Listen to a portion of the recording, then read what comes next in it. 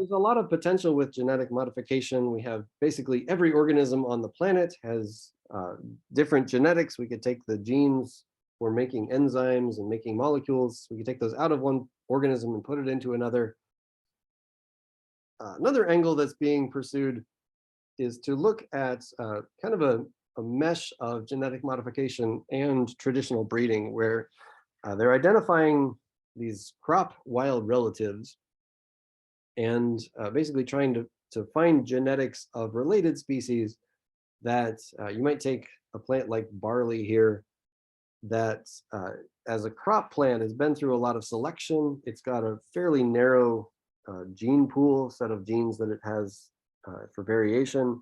It's got low variation, and you could maybe grab new variation from the natural environment, new variation that might benefit you in terms of pest defense, in terms of drought resistance, things like that. And so what we stand to be able to do is to make the changes a lot faster than they were made with traditional breeding. But I think this maybe sits a little bit better with people who are concerned about genetic modification in the more extreme examples of pulling genes from one organism into another, a spider into a plant.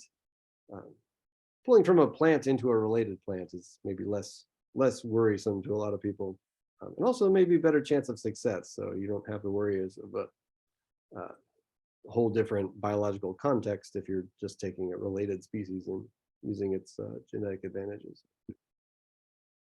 So really just the start to who knows where we're going to end up from here.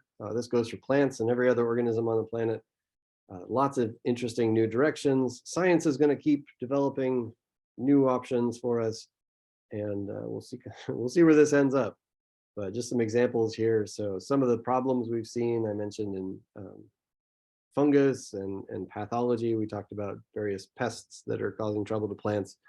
There are genetic modification approaches that are trying to solve that and get ahead of pest problems. And so maybe this will become a much more common reality as we move forward. I guess we'll see.